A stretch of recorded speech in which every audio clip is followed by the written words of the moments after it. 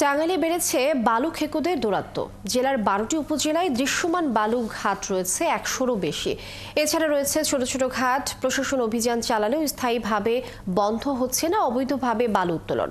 এদিকে অতিরিক্ত বালু বোঝাই গাড়ি চলাচলের জন্য অনুপযোগী হচ্ছে মহাসড়ক ও গ্রামীণ সড়কগুলো। এম এ রাজ্জাকের তথ্য ছবিতে প্রতিবেদন।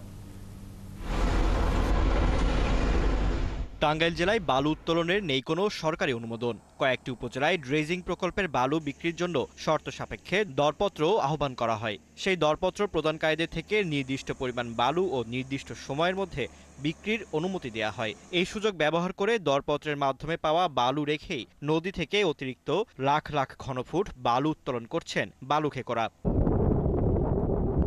ইজারার বালু ছাড়াও টাঙ্গাইল জেলায় কয়েকশো অবৈধ বালু উত্তোলনকারী রয়েছে। এদিকে অতিরিক্ত বোঝাই বালুবাহী গাড়ি চলাচলের জন্য অনুপযোগী হচ্ছে মহাসড়ক ও গ্রামীণ সড়কগুলো।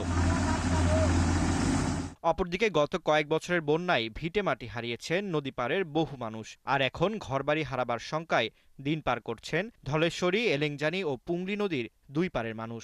এই পাইপ দিয়ে মাটি বাড়ি বাড়ি তোলে, জায়গা বোঝাই করে। এই কারণে যে আমার মেয়ে ঘর ভেঙে গেছে। তার আগে ওই যে নদীতে মাটি কাটছে, মাটি কাটানোই তো নদীটা বাঁধছে, নদীটা বাঁধতো না। কিছু প্রভাবশালী লোকের পাওয়ার খাটিয়ে তারাই অবৈধভাবে বালু উত্তোলন করে বিক্রি করছে। তারা অভিযান শেষ করে চলে যায়, চলে যাওয়ার পরে তারা আবার দেখে যে এখন আর কেউ নাই, তারা আবার শুরু করে দেয় মাটি কাটা।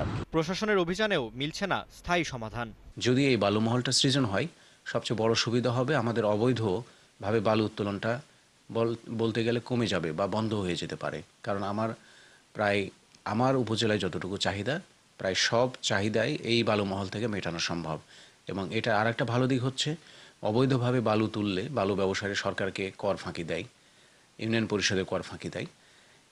এতে থেকে সরকারের একটা রাজস্ব হবে। সরকার বালু মহল্লার নিজ দিলে কোটি কোটি টাকা সরকারের রাজস্ব জমা হবে এবং পুরো বিষয়টা একটা শৃঙ্খলার মধ্যে আসবে। ৩,৪১৪ বর্গ কিলোমিটার আয়তনের টাঙ্গাইল জেলা নদী ঘেরাও হওয়ায় সারা বছরই বালু উত্তোলন করা যায়।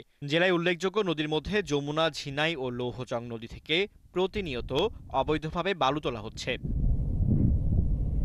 ফারদিন নীরব, ৭১।